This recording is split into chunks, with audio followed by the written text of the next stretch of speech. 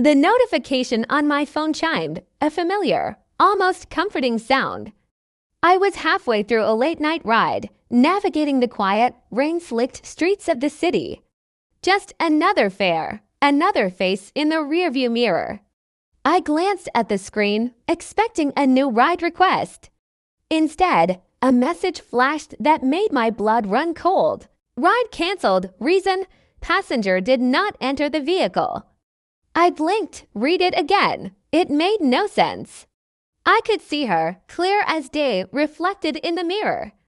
A young woman, dark hair plastered to her forehead by the rain, her eyes fixed on something outside the window. I cleared my throat, trying to sound casual. Hey, UH. There seems to be a little glitch with the app. It's saying UH. You canceled the ride. The silence that followed was heavy, thick. The only sound was the rhythmic swish of the windshield wipers. She didn't turn, didn't even blink.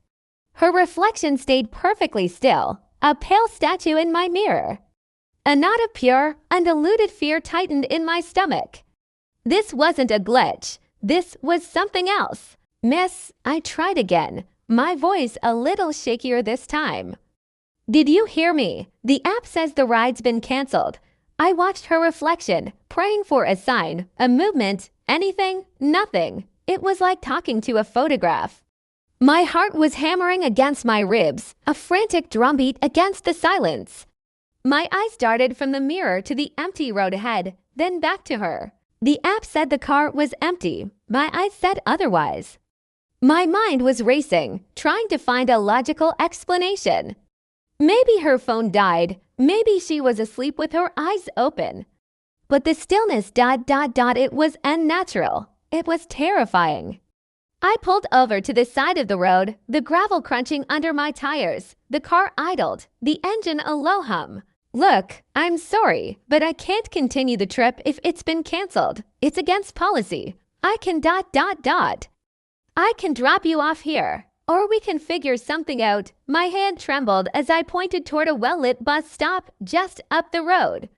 Still no response. Her gaze remained fixed out the window, at the dark, dripping trees lining the street. It was then that I noticed something else in the mirror. Her reflection wasn't just still, it was wrong. The rain on the window behind her was streaking downwards, but in the mirror, the drops on the glass behind her reflection seemed to be crawling upwards. My breath hitched. This can't be real. I squeezed my eyes shut, then opened them again. The raindrops were still defying gravity in the mirror. My hand flew to the door handle. I had to get out. I had to get away from whatever was in my backseat.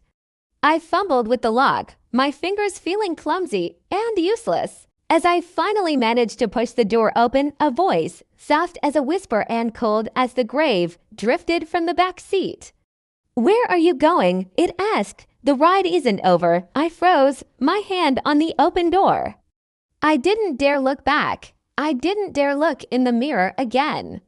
The voice wasn't angry. It wasn't threatening. It was worse. It was calm, resigned, as if it knew I couldn't leave. As if it knew I was already part of its journey. The app on my phone chimed again. I glanced down, my hands shaking so badly I could barely read the screen.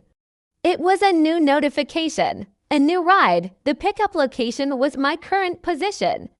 The destination was just one word, elsewhere, and the passenger's name. The passenger's name was mine. The whisper came again, closer this time, right behind my ear. "It's your turn."